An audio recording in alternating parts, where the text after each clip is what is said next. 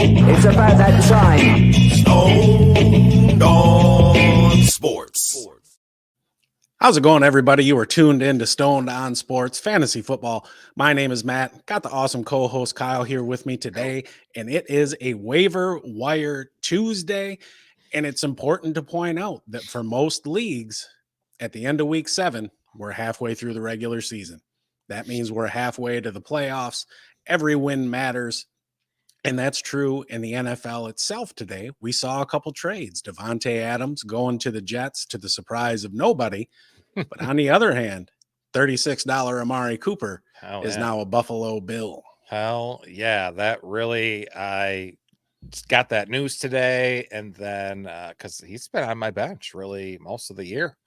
And him going to the Bills really makes the outlook of my home league much better. And I made a trade today for Kyron Williams to try and even get it that much stronger. I got a strong team this year. I'm going all in. So nice, good for you, buddy. Nobody wants to hear about me write a lot about my damn team, but yeah, waivers. We got 10 guys. The 10 best guys we think that can help this week. Maybe even some that can help beyond this week. First guy we got is a quarterback. Had his first start this past week. Drake Maye has a week 7 matchup in London versus Jacksonville, a sinking ghost ship of a team who have been just sliced and diced to the tune of 27 fantasy points per game by opposing quarterbacks over the last 4 weeks. Matt, what can we realistically expect from Drake Maye this week? Well, that is a very good question. And before I go on to answer that, I do want to point out we got merch available. T-shirts and hats. T-shirts, $20, hats, $25. If you're interested, hit me up on Twitter. The DMs are open. Matt's got one of the hats, but he's got it so far high up on his head you can't see it because he likes to have his bill way up like this. You done? Yeah, I'm good. Drake Maye. All right. Go ahead, buddy. All right. So we're talking about 3rd overall pick in the draft. Had his first start last week, and it was really a tough test against Houston. Ended up going 20 of 33 for 243, 3 touchdowns, and he threw a couple picks, but that's to be expected from somebody. One was tipped. One was sure. Tipped. One was ugly as shit. It was all his fault, but that tipped one wasn't. Yeah, and we're going to expect games like that from somebody who is at the point he is in his development. The dude is no statue either. He ran 5 times for 38 yards, and that's not really an aberration. He ran for 698 yards in 2022 and 449 his last 2 seasons in college at North Carolina. So the athleticism, the mobility is there. And looking at the overall team, he's got some good, not great weapons. Ramondre, when healthy, is a very solid running back. And I think you can say the same for Hunter Henry. Antonio Gibson, we've seen him the past couple of weeks. He is miscast as a lead back, but when it comes to 3rd down work, negative game script work, hurry up offense, he's very good in that role. And Ramondre is no slouch in the passing game either. He's also got Pop Douglas, who's a pretty good slot receiver, and Jalen Polk, the 2nd-round rookie, has shown some promise this season. Despite all that, he was still able to generate some big plays. He had 7 pass plays over 10 yards, 4 of them over 20, 3 over 30, and 1 over 40. But at the same time, we want to remember it's likely still not going to be a high-volume passing offense, but garbage time is our friend. And I think you are going to see more passing from the Patriots with Drake Maye behind center than we did with Jacoby Brissett there. And you mentioned the matchup in London. Team-wise, I can't imagine a better matchup to start off. Now, it is kind of a pain in the ass to go over to London, but you know they'll be smart. They'll go over early and get acclimated. Long term, obviously, Drake Maye, a hell of a prospect. He's been on the NFL's radar for several years now. I think he's got a good chance to have a good game this week. I think he can be a matchup dependent QB2 and, super flex or 2 QB leagues. Obviously, he's not somebody you want to roll out there as your QB1, except for all of the most desperate situations. Yeah, I mean, it's a good week to do it. The Jaguars are a freaking mess. They just allowed another rookie quarterback last week, Caleb Williams, to throw 4 passing touchdowns. I think May's your option if you're desperately need a quarterback this week. He was the first QB since 1950, so pretty much forever to score 3 or more touchdown passes and lead his team in rushing in his first career start per NFL research. I thought that was kind of neat. He's definitely got some skills, and they definitely match up well against the Jags. They certainly do. We've got another quarterback for you, and this one, regardless of your religious affiliations, I think we're all praying this guy's brain doesn't turn into mashed potatoes. He's been bit by the concussion bug, but at the same time, we also saw what he can do last season, and I'm talking about Tua Tagovailoa. Yeah, so he is eligible to come back in week 8. That's the first time. They got a great home game versus the Cardinals that week, so I hope that he's good to go. He suffered that concussion in week 2. He's missed the past 3 games because of it, and by all reports, he's symptom-free. So he remains on track to return, definitely at some point this year, according to Mike McDaniel this week. But I think as early as week 8, he will go, and the matchup's great, like I mentioned. So let's get ahead of the next week's claims, right? This happens to be the guy that throws the ball to Tyreek Hill, Waddle, Achane. I think that gives him big game potential in fantasy in any given week. He was a top 10 QB in week 1, threw for 337 yards and a touchdown and threw in 11 yards on the ground too. And let's not forget, as Matt alluded to, this dude finished his QB9 last season in fantasy.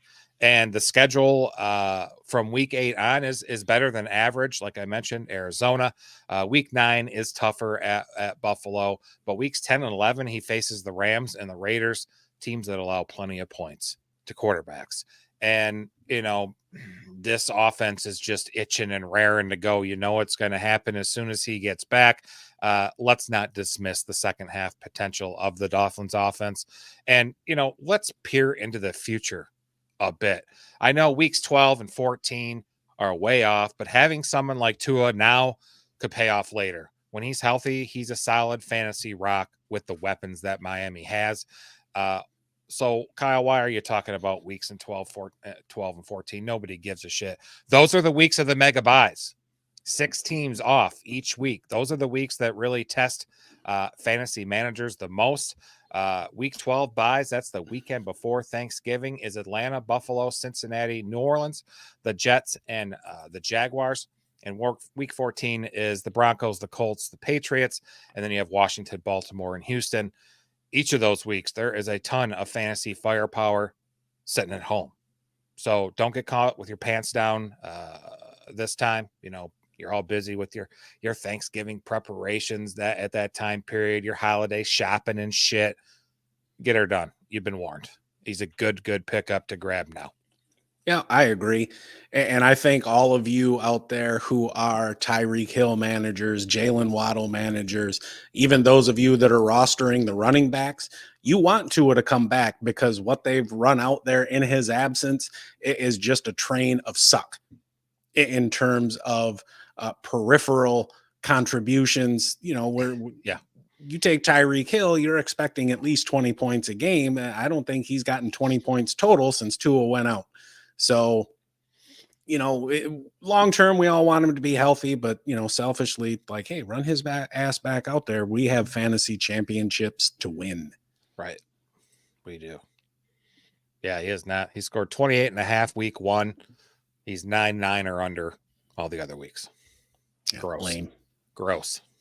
So, all right, ladies and gentlemen, 49ers running back Isaac Guerendo is a mutant. Okay. During the scouting combine, he ran the fastest 40 time and the best vertical leap among all running backs who participated. His 40 time was 4.33, actually. Pretty damn good.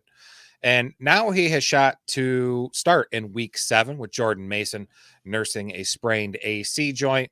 However, KC allows just 3.7 yards per carry. That's third best in the NFL. Matt, is Guerendo just a risky upside play this week? I mean, he's a spec ad, and that matchup is kind of like the irresistible force meets the immovable object. Sure.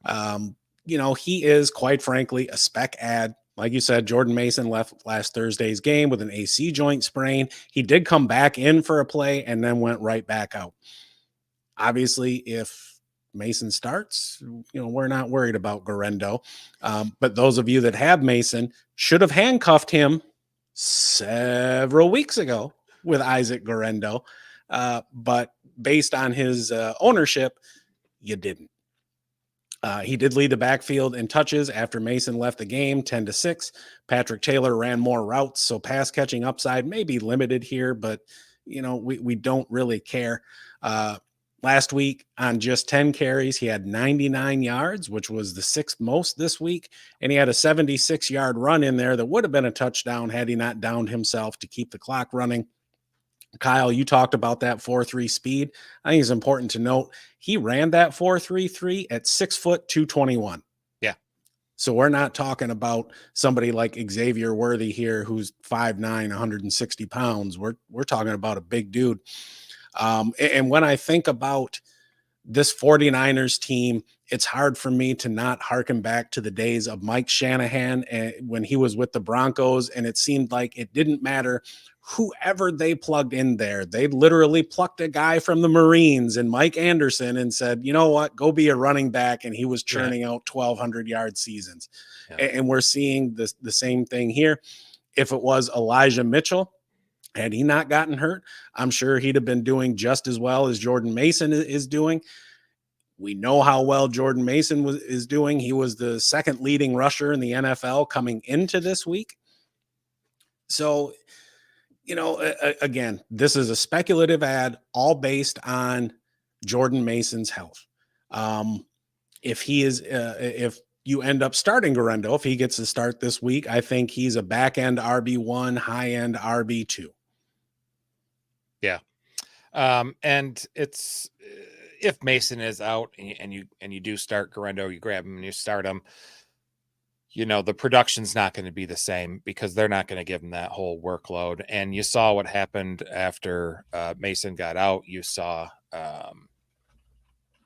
Guerendo pretty much be the primary lead back, but then you saw Patrick Taylor and Debo mix in, and then you saw Kyle Juszczyk pretty much used as the 3rd down back throughout the rest of the game.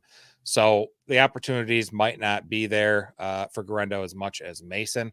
But, if you're desperate, that's a fine damn offense to have a fantasy player in. So in a, maybe possible, showdown there with the Chiefs coming into town. I won't say shootout just because of the way the Chiefs are kind of handicapped right now, but I think it'll be an interesting game. I believe the preferred nomenclature is handy capable, Kyle. Thanks. Yeah, no problem. So I know over the past couple seasons, Bijan Robinson owners have been frustrated due to his usage. And now that we have, we'll call it a slight emergence this week of Tyler Allgeier. He turned in one hell of a performance and found the end zone, I believe, if memory serves correctly. Yep. Sure do you think we can expect 12 to 15 touches a week from him going forward? I think it's going to depend a lot on the game script. So if they're, ahead or it's real close, you can probably expect Bijan and him to mix in. If it's a game where they're heavily in the lead, then you're going to see Allgeier close those games out, so to speak. So, looking at that rushing attack the last couple of weeks, it's definitely gotten a lot better. Allgeier ran 18 times last week, gaining over 100 yards, 5.8 a carry, scored a touchdown, as you mentioned, and had a reception too for a few yards as well. PPR finished last week, RB10. Excellent. 19.8 fantasy points. pretty damn nice. So that's now double-digit fantasy points, 2 out of his last 3 games. And, it appears that Atlanta is committed to the split backfield. I think that gives Allgeier some flex appeal in certain matchups going forward, maybe more in deeper leagues than not. But a lot of teams can have 2 fantasy relevant running backs if they're winning games, and it's a damn good offense. See the Detroit Lions. Now, I'm not comparing Bijan and Allgeier to Monty and Gibbs necessarily, but I'm just making an example of that there for you.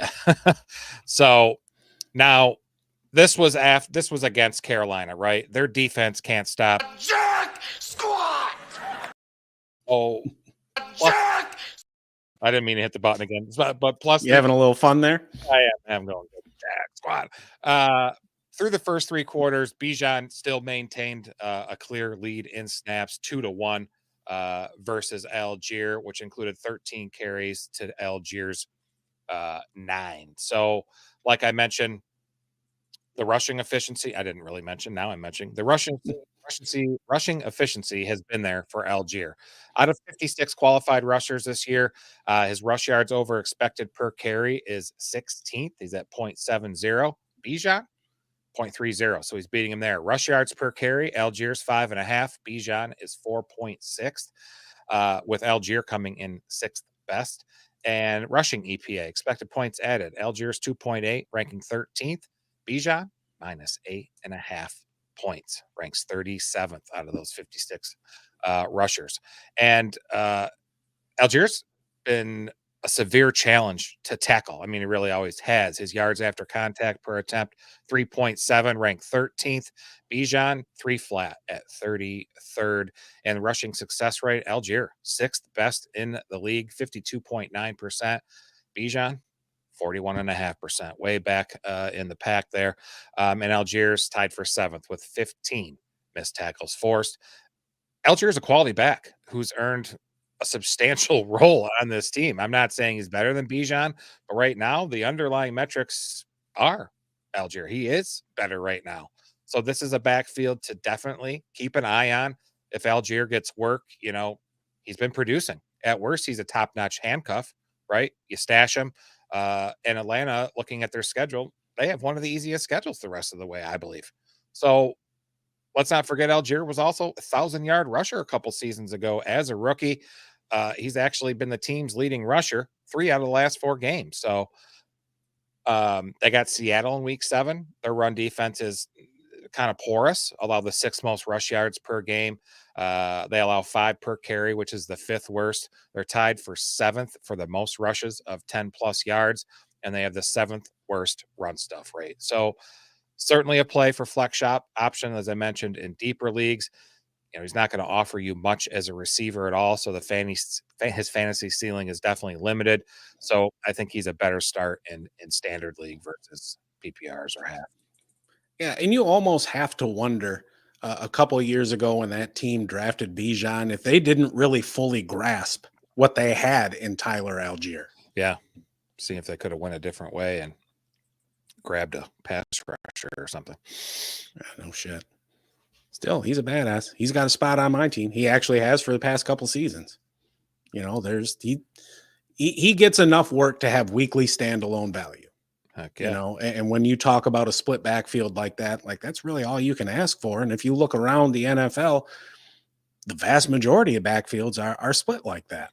Oh, they are 2-3 back sometimes. And but like I mentioned before, that offense, it seems to be turning a corner there in Atlanta. They seem to be figuring some things out. Kirk Cousins looks healthier. The offense seems to be gelling more. And I mentioned it all preseason. Get a piece of this Atlanta offense one way or another on your teams. And, for the first few weeks there, it looked like I had egg in my face, but now it's turning around, and I thought it would. So looks like we got a question in the chat, if I can navigate to it. Zamalik, welcome to the show, man. Traded Swift and Shaheed for Tyreek. Thoughts? I like it. I mean, that's a go for it move. With Derek Carr out, Rashid Shaheed's value is going to take a big hit. Spencer Rattler, if you just looked at the box score, you'd think, all right, he didn't do half bad. And he's somebody who's going to be starting for the next 3 to 4 weeks. That man left so many throws on the field. Yeah. He missed so many wide open receivers. He's a one read and take off kind of guy. And I get that, right? He's a rookie. Typically as a rookie, you're not going to be as aggressive, especially going down the field like that. But when you can only, read half the field and we'll be generous saying that is what he can do. Yeah. No, I'm going to pass. DeAndre Swift, we saw him for years in Detroit. It's a matter of time before he misses time. He's an okay running back. He's not great. He's not terrible. He's just fine. I would be very happy with that trade, getting by far the best player in that trade, the player with by far the highest upside. Out of those 3 players, Tyreek's the only one with 35, 40-point upside any given week. Yep. With Tua in there. Yep, I agree. And he's coming back. And, you just got to be patient, but I think that's a great trade. And, yeah, you swung for it, and you did well. Time will tell how it turns out. Captain Spock makes a good point. Shaheed was a DNP today at practice with a knee issue. Olave was also DNP with that concussion, so they are hurting at receiver there in New Orleans. All right, I got to get back to my notes here. I'm all over the place. So we got a pair for you here. Green Bay's offense is looking strong. They rank 4th in total yards per game, and they're tied for 8th in points scored. With Jaden Reed, the alpha there in Green Bay, Dontavian Wicks is injured. Matt's got a couple Packers receivers for you to target this week. Christian Watson, Romeo Doubs. Yeah, really. And with those two, it depends on what you're looking for. If you're looking for floor or upside, if you're looking for floor, Doubs is the play, right? If you're looking for upside and ceiling, Watson is the play. Both of them are owned in fewer than 50% of leagues, so chances are they are available in your league. This is an offense. Yes, Jaden Reed is a wide receiver 1. He's a hell of a player, but given the pass volume there's going to be plenty to go around. Jordan Love is averaging 36.5 attempts per game this season. Both receivers finished in the top 20 this week. Doubs, 4 targets, 3 receptions for 49 and 2 touchdowns. Watson, 4 targets, 3 receptions for 68 and 1 touchdown. What's the common theme? The touchdowns help, right? Watson's going to get used more down the field. They like to take advantage of his size as well. He's got just 3 red zone targets on the season, but he has missed some time. He struggles to stay on the field, quite frankly, but he is electric when he's out there. Doubs is used more in the intermediate game, and it really feels like he's Love's security blanket. He also gets more red zone looks than the other wide receivers do. They have the Texans coming up next, and you might think, damn, that's kind of a rough matchup, but it's really not. The Texans are allowing the 6th most yards per reception, the 2nd most touchdowns to receivers, the 7th most receptions over 20 yards, and the most receptions over 40 yards. So they've been beat bad, especially deep. After that, they got the Lions at home and then the Bears, and then they hit their bye week. I think these next couple of weeks are going to be a nice couple matchups there for them. You look at the 4 targets and you think, damn, like that's not a lot, right? But you got to remember Dontavian Wicks played part of the game, and really this game was out of hand from the get-go. The Cardinals just could not hang last week for whatever reason it is, and not to veer off from the 2 players I'm talking about, but with Kyler Murray, it almost seems like he is the same player he was when he came into the league with very minimal improvement. I don't know what it is. So yeah, like these 2 receivers, I think they're both great ads. Again, it just depends on what you're looking for. Are you looking for ceiling? That potential is there with Watson. Are you looking for floor? Doubs is going to give you a very nice, steady floor on a week-to-week basis. Or, you could take a chance on both. I wouldn't advise that, but, there's some desperate teams out there with injuries getting racked up and bye weeks. So, these are a couple solid options. They are. For me, I'm targeting Doubs. Actually, he only saw the 4 targets, but led all the Packers receivers in both snaps and routes run. I really think it's, and you might have mentioned to it, his go-to guy, loves go-to guy. It definitely seems to be his go-to guy in the red zone, which is fantastic for fantasy as well. Ryan, I tried answering you there in the chat there, but no specific order, no good to bad. We kind of just picked, what do we have, like 10, 11 guys this week that we kind of picked, and a few from each position. Receivers, usually we do more, but, we think these are the best guys to give you, or best shot to give you a chance this week, maybe even next week and into the future. Good awesome stuff. I think we got, did I miss a question? Wheezy, Jacobs and Etienne for Mixon. Etienne did not start. That's a lot. It is. That's an overpay, quite frankly. I would have Josh Jacobs on par with Mixon, even maybe a little bit higher. Sure. ETN has looked like just straight ass this year. Like we're not going to bullshit you here on the show. He's dealing with that hamstring injury. He's considered week to week, and quite frankly, Tank Bigsby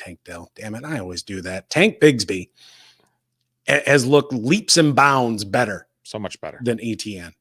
So much better. Definitely. Yeah, that's a little too much for me as well.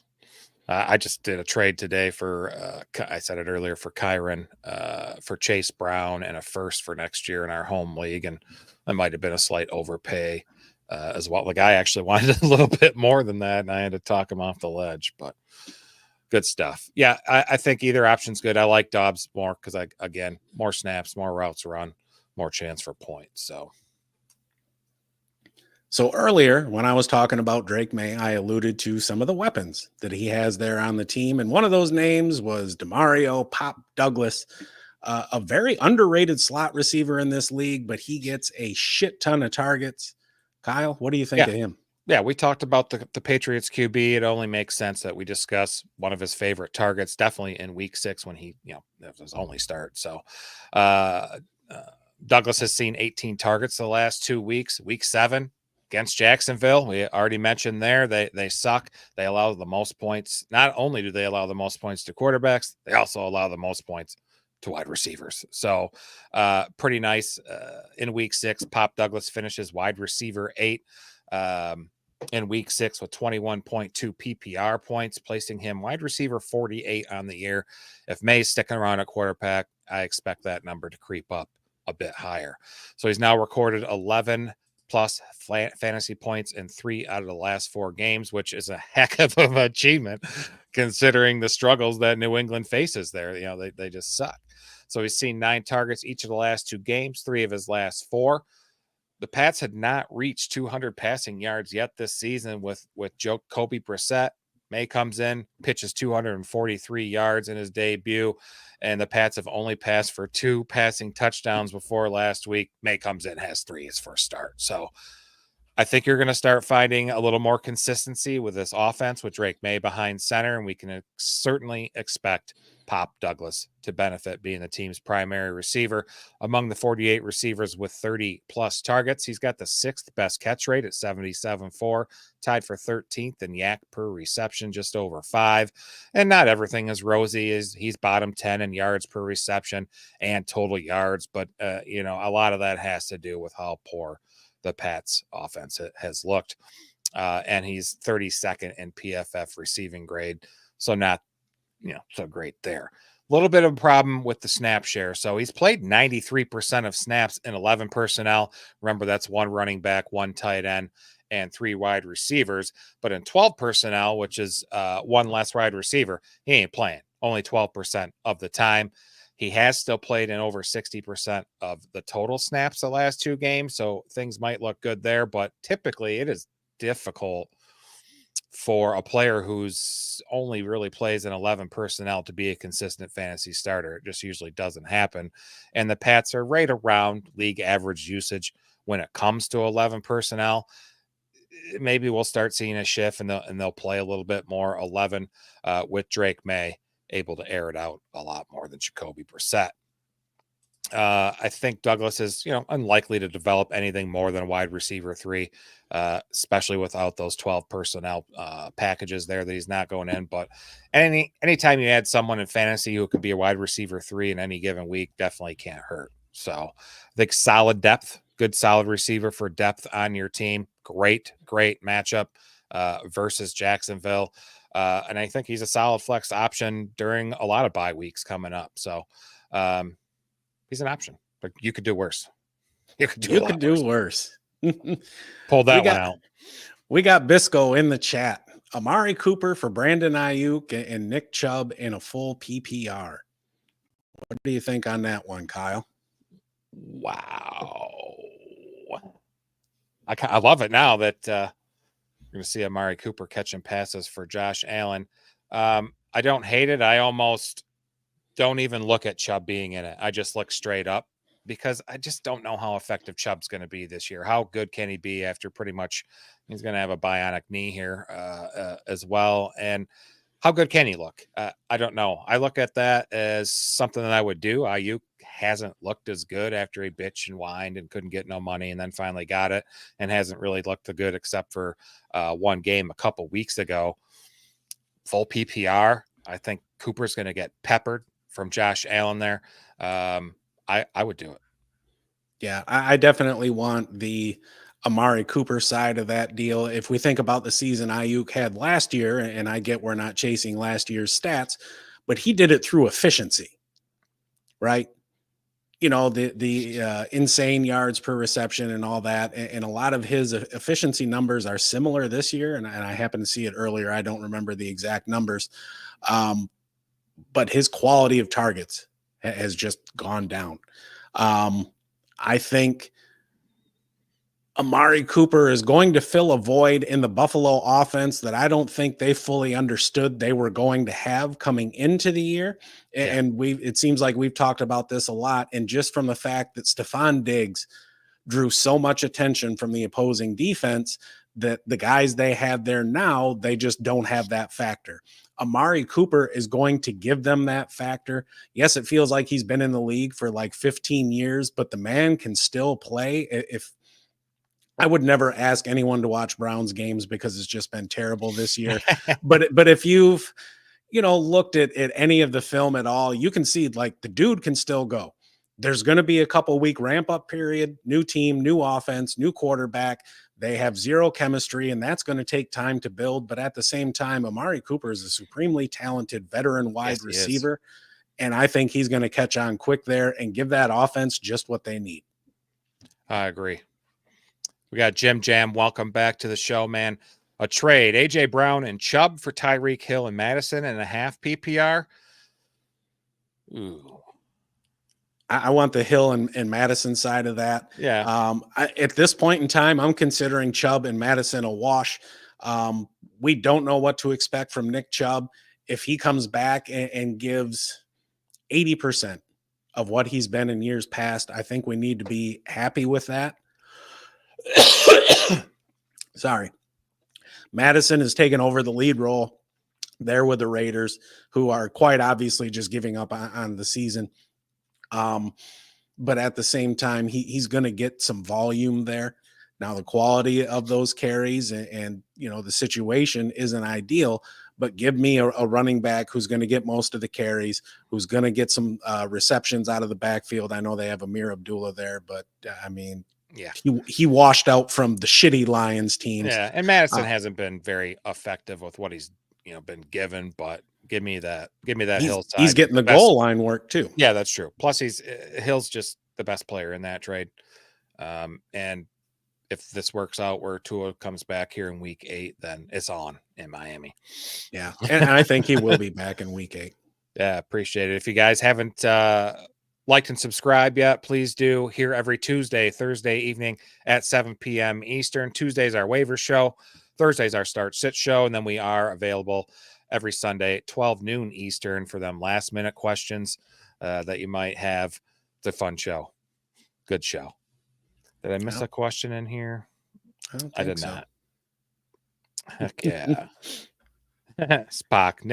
Nick Chubb doesn't like you guys. I love Nick Chubb. He's a supreme running back in this league. It's just going to be rough what he looks like coming back after those knee surgeries. So, all right, let's see. We got Cap for Life back. Welcome. I just got offered Devontae Smith for Devontae Adams. Do I pull the trigger? If I'm getting the Adams side of that deal, absolutely. Yep. He's going to go there and look, Adams, he's used to the offense. He's used to Aaron Rodgers. He's not going to require that ramp up period like we were just talking about with Amari Cooper. He's going to be able to step right in. He's going to be the alpha. And I saw something that was yesterday, and it was something like his last year in Green Bay, he was the primary read on something like 80% of pass plays. Dude, don't quote me on that number. That may not be exactly right, but it was just some ridiculous number.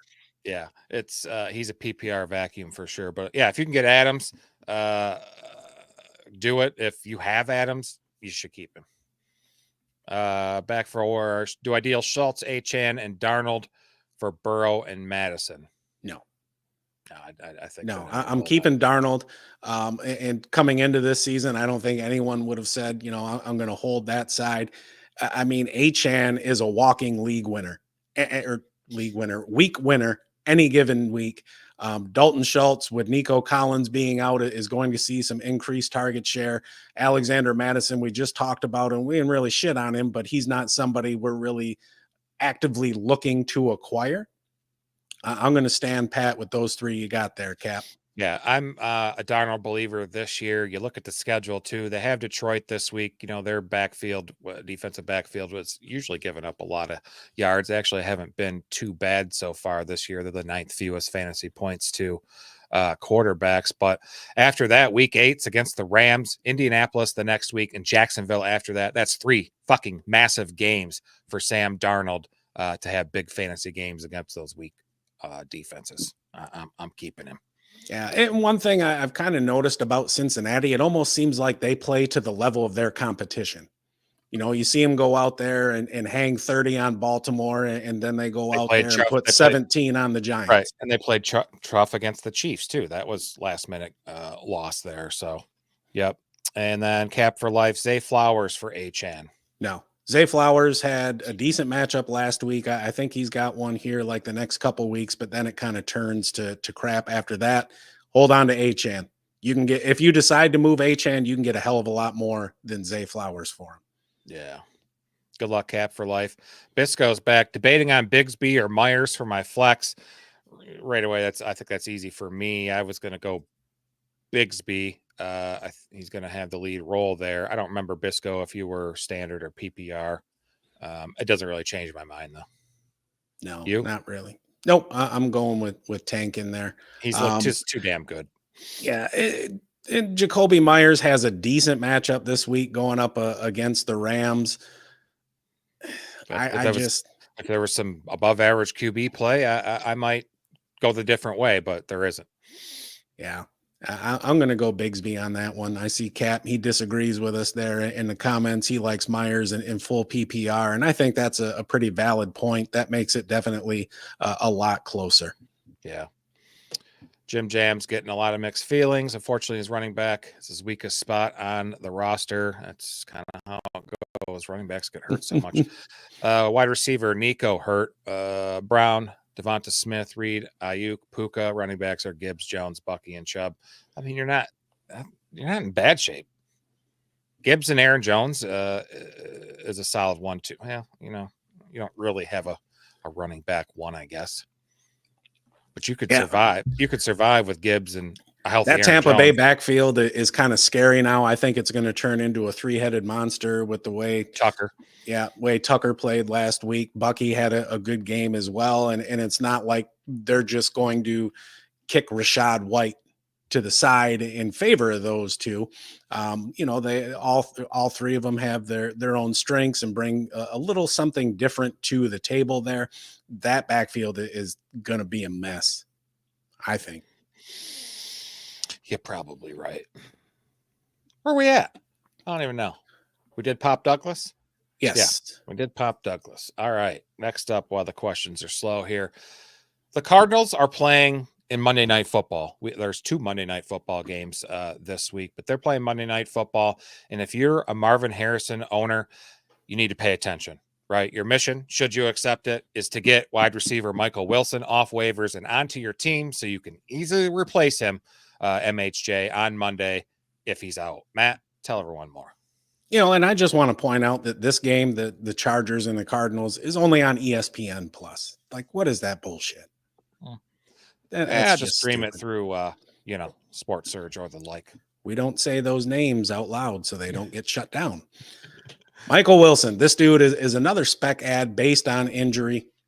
Marvin Harrison has a concussion, and quite frankly, I wouldn't be shocked if they didn't follow a similar path as the Giants have with Neighbors and his concussion, giving him a little bit of extra time to come back and taking a more long-term approach. Wilson, still 6+ targets in 3 of his last 4, and he found the end zone last week. And over the last 4 weeks, he's been a wide receiver 3 of those 4 weeks, coming in at wide receiver 38 overall in that span in PPR. He's got a 17.6% target share on the season. That puts him in the top 50 at the position. He's got 5 receptions of 20 or more yards. That's tied for 18th. And he has as many red zone targets as Romeo Doubs and Jaden Reed. He's cleared 10+ PPR points in 3 of 4. And quite frankly, when we're looking at a waiver target, you can't really ask for much more than that. And 2 of those came with Harrison on the field. We look at the next 3 games. Chargers, Dolphins, and Bears. And I was looking at this Chargers defense and, it's, they're pretty good when it comes to wide receiver. But I thought, well, let's look a little deeper. I looked at their schedule. Sure. They played the Raiders, the Panthers with Bryce Young at quarterback, the Steelers, the Chiefs, and the Broncos. And we're not really talking about the greatest show on turf with any of those teams and their performances over the first 6 weeks of the season. I think that Chargers pass defense is a little bit of fool's gold. And even though we were talking about Kyler Murray very briefly earlier and what is a perceived real lack of market improvement in his play, I still think he can take advantage of that Chargers defense. Of course, many of us aren't going to see it because it's only on ESPN Plus, assholes.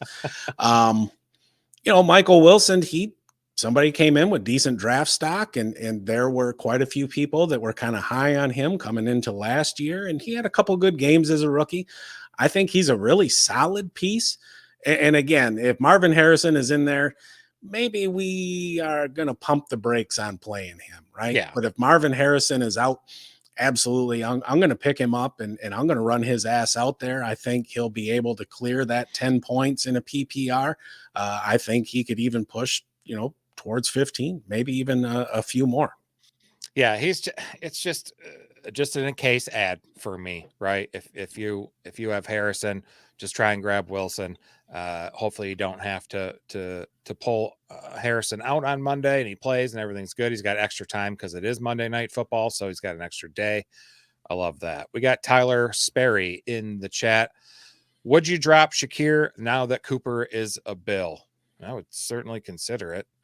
It depends on what the rest of your roster looks like because, like we were talking earlier, I think Amari Cooper is going to open some things up for that offense, and it might even make Shakir a little bit more effective. Right. But I'm not going to view him as anything more than probably a lower end wide receiver 3 or flex option. But I think he's a decent depth piece to add that can have, a decent game, quite frankly. Hypothetical, is somebody like Romeo Doubs you like better than Shakir? Like, yes. Would you drop Shakir and pick up Doubs? Yeah, I would. That's okay. That's kind of what I was going there. That's my advice or our advice, Tyler, at least going forward there. I like the play there with the Packers offense. Damn, they're good. Definitely good for fantasy. Listen to you praising the Packers. I'll just follow that up by saying FTP. FTP. Supersonic, Ingrams or Pitt start. I can't remember who plays who. I always hate this. The Jaguars are playing the Patriots. And the Falcons, they've got the Seahawks. Ooh. Ingram looked good last week in his first game back. He did. I mean, he's a key cog in that offense. Pitts hasn't really delivered the way we were kind of expecting with Kirk Cousins coming to town. I'm going to go with Ingram. Yep. I'm feeling that too. Pittsburgh's middle of the pack against tight ends. Yeah. I'm feeling that as well. Pitts had a pretty good game last week, but so did everybody else. Yeah. I mean, at the end of the day, and Spock brings up a good point. Ingram had something like 10 targets. Like, that volume is the key. Kyle Pitts is not going to get 10 targets. No. Period. No. He's not. Those targets are going to the outside. They're going to Drake London. They're going to Darnell Mooney. Absolutely. I'm going with Ingram. Jim Jam. Who we talk? I'm losing my stuff. Let's see. Going to keep him on the roster, but I don't see the path this year coming off of injury. Oh, you're talking about Jonathan Brooks. Yeah, we'll see. It's rough, him coming back from knee injury as well. Typically, it's the second year that those running backs or other players are going to do a lot better to their potential. That's rough. And if you're Carolina, how bad do you want to push him? I'm not going to push him at all. I'm going to give him a very slow ramp up. Chuba's a free agent after this year. Run his ass into the ground. Yep. And he's been producing. So there's no reason to reduce his touches by, a ridiculous amount. Bisco's back. Juju, Pop Douglas, or McConkey waiver pickups. For me, I think with overall volume, it's going to be Juju there. I mean, there's no other pass catcher there besides Travis Kelce that really is worth a damn. Juju for me against a little road showdown there at 49ers. Yeah, I agree wholeheartedly. Justin Herbert's on pace to throw for like 2,700 yards this year. Pop Douglas is playing with a rookie quarterback, and while he's got a lot of promise there, still no, it's Juju for me. And this is a situation like we were talking the other day. It's not so much the player, it's the role. And he's stepping into that Rashee Rice role. And, the results from one game are he's going to excel. Yep, he did well. I think we're talking about him next or shortly. Are we on him? We are. Are we? Yeah. We were done with we're done with Wilson. Look at that segue. Yep. So Schuster. We covered him last week, but he's still widely available. Y'all had a chance to beat the rush and simply add him while he was on his bye, but a lot of you elected not to do that as he's just still 32% owned. So he's not going to be quite as affordable this week as he was last. Chiefs coming off their week 6 bye, so I'll give you a quick refresher. Juju played a season high 67% of the snaps in that week 5 win and led all the receivers with 8 targets, caught 7 of them for 130 yards, scored 20 fantasy points, finished as wide receiver 13, so top end of that wide receiver 2 range. I did not expect 130 yards against the Saints. The dude went for 260 total in 11 games last year with the Patriots, who were just a garbage team, of course. I think he's, not really a lock to repeat those numbers every week, but there's no question his role there is crucial, and he's going to be a very busy dude. So definite, serious, huge bump in usage for Kansas City there the remainder of the season, as long as he remains healthy. Hollywood Brown's out, Rashee Rice is out. I mentioned no other receiver there, or pass catcher, I should say, aside from Travis Kelce, is going to do any damage. So Justin Watson, 3rd lowest target rate among NFL wide receivers over the past 3 seasons. Most of Xavier Worthy's targets come, on deep throws behind the line of scrimmage. A lot of those aren't necessarily going to lead to a lot of targets overall. So as things stand right now, Smith-Schuster, clear priority at the position at this very moment. So I think he's a viable weekly starter in all 10-team leagues, all leagues, really. The schedule coming forward isn't amazing for the Chiefs. They got at San Francisco, at Las Vegas, home against Tampa Bay and Denver, and then at Buffalo. all those teams except for Tampa Bay give up the 12th fewest fantasy points or better to wide receivers, with Denver and Buffalo in the top 5 allowed. So they're pretty good. So we'll see if Smith-Schuster can produce consistently over the next few weeks. You got yourself a steal. Absolutely. I picked him up everywhere I could because my ass is hurting at wide receiver. And you know, Bisco brings up a good point there in the chat. And everybody's talking about Juju being old. He's only 27. He came into the league really young. Yes. And it just feels like he has been around forever. Yep. He's good. He's damn good. And if he's got a good quarterback thrown to him, he can be real damn good. So yeah, that dude could end up being a league winner off the wire this year. What do we got? Thoughts on Tyler? Thoughts on Denver's defense? Surtain, yeah, he's in a concussion protocol. Yeah, he's going to be out Thursday. Going up against the Saints there and that rookie quarterback that can read like a quarter of the field. It's in New Orleans, but I think the defense will still be able to perform pretty well. You've got Rashid Shaheed, who's injured. Chris Olave left the game with an injury, so that is a really depleted Saints team. It is. Dynasty is my life. Chiefs needs to go get Hopkins. Yeah, man, isn't he playing with a MCL or something? Yeah, he's got a partially torn ligament in one of his knees. I don't remember which one it is, but that dude is old. Yes, he is. Yes, he is. Captain Spock, love it. Go Lions. Huge matchup for the top of the NFC North. Well, shit, really. I think all teams got at least four wins. Do they not? Yes. Yep. They're the first division since realignment to have all 4 teams have 4 or more wins after 6 weeks. Big showdown for our Lions. Dubo's Vikings this Sunday in Minnesota. Should be huge. So Dynasty is my life. 5-0 with 5 first. I could use some wide receiver help. But would you hang tight and keep the first or try to go out and buy someone with a late first? I mean, I'm not really huge on a lot of this draft class coming up. Granted, there's a lot of season for college football left. Yeah. I would have no problem moving one of the later first to try and upgrade at wide receiver, depending on, who is available and what people are asking for.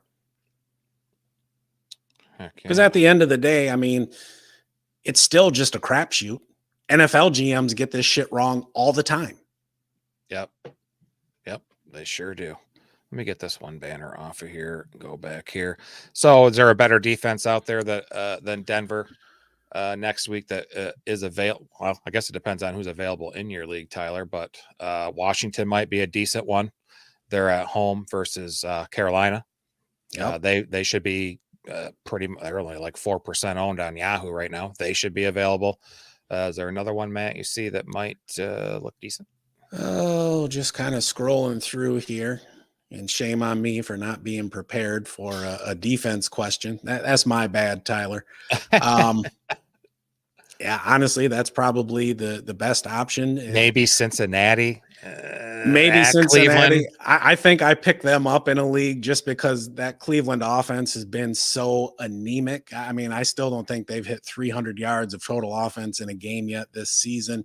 Yeah. You could take a chance on the Colts at home against the Dolphins. That would be a little bit riskier play because they've really struggled to get pressure on the quarterback this year, but I mean, it's not like the Dolphins are running anyone of quality out there at quarterback. But yeah, I'd probably go with Kyle's recommendations there. Yep. Ty Andrade, 23. Welcome to the show. Thoughts of Devonta and Kyren for CD? I guess I'm keeping Devonta and Kyren. I just not loving what's happening in Dallas there. I mean, it does seem the only connection that they have there is Dak and CD on some plays. The offense is just atrocious. They can't run the ball. Nobody else can catch the ball. I don't love it. Yeah, I agree wholeheartedly. I want the Devonta and Kyren side of that. Now, if CD was putting up the numbers that he was last year, absolutely.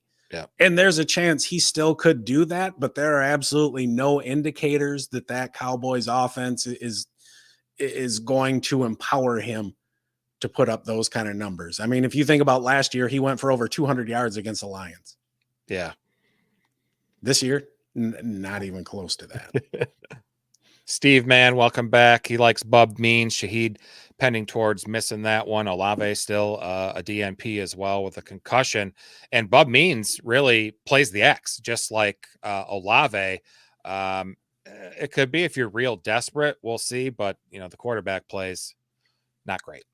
No, I mean, if you're picking up Bub Means, that means you're looking for a warm body.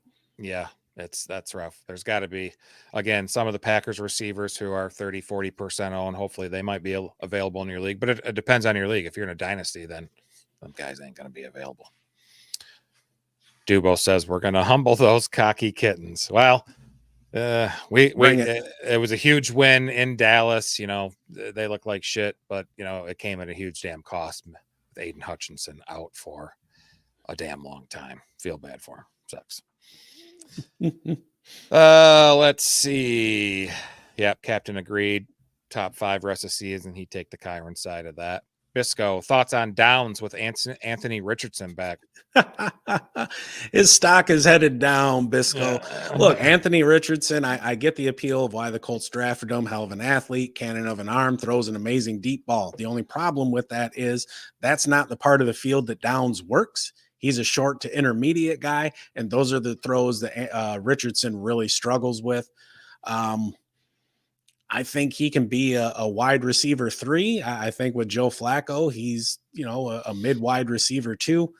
Maybe he gets lucky and finds the end zone or something like that, but I think his production is going to be very inconsistent just due to the limitations that Richardson has throwing the ball. Agreed. Bisco thinks CD's making a run the second half. I mean, have you watched this team this year? I don't see it. They have nobody in the running back room scares you. No. The offensive line is not what you're used to seeing from a Dallas offensive line. The defense can't stop anybody. The field position for the offense is atrocious. It's a fucking dumpster fire right there. You probably heard Jerry Jones getting shitty with one of the radio guys there in Dallas. You're asking me tough questions. I'll have you replaced. Yeah. And I'm just like, Jesus Christ. I mean, he didn't do a damn thing to improve that team. Just spent a bunch of money on them guys, and that's it. Rough. Okay. I have no freaking clue where we're at. A couple tight ends for you. Yes. Couple tight ends to finish this up. We are running late today. The tight end position has been downright abysmal all year long, but tight ends had a pretty good week in fantasy in week 6. So I think there's many tight ends out there available in your league that can help. One of those is Tampa Bay tight end Cade Otton, who's quietly carved out a role for himself this year. Matt, how's his matchup versus the Ravens look? Well, tight end has been just an absolute hellscape this year. And on the season, Otton is just the tight end 16, but he's performed much better over the last 4 weeks. He's gotten at least 4 targets in each game, and he's a tight end 9 in that span, averaging 9.5 points per game. Also earning a 19.4% target share as well, which is pretty impressive when you consider the talent that is at the other skill positions there on the offense with Mike Evans and Chris Godwin and all the running backs. He's tied for 4th at the position with 4 red zone targets, tied for 6th with 6 plays of 10 or more yards. He's 3rd in yards after contact, 3rd in broken tackles, and he has excellent matchups the next 3 against the tight end with the Ravens, the Falcons, and the Chiefs. All 3 are bottom half or worse against the tight ends. But what else do we know about those 3 teams? All 3 of them can put some points on the board. And with the Chiefs, it's, more of a kind of. But at the same time, I really think for Otton to excel, you want to see more points scored. And if last week is any indication of what that Buccaneers defense gave up to Spencer Rattler there at quarterback and the Saints, I think we could be looking at a few shootouts coming up. I think there's a good chance he can find the end zone in each of those games. I'm not saying he's going to score in the next 3 games. I'm saying, the matchup could be conducive to him having a top 5 finish any of those weeks against those teams. I know you had some hesitancy last week, or no, that was against the commies. Never mind. I got the teams confused when I advocated for starting Mark Andrews, and he backed me up. But tight end has just been an absolute disaster this year, unless you have George Kittle, quite frankly, who just seems to keep churning out 20-point games week after week. A lot of people spent a lot of draft capital on tight end, myself included. I drafted Mark Andrews and dropped his ass. People took Kyle Pitts. Sam Laporta has been a damn disaster. And so we find ourselves constantly churning the tight end position. And this is where it's really important when you're looking at your waiver wire targets. Don't just look at this week.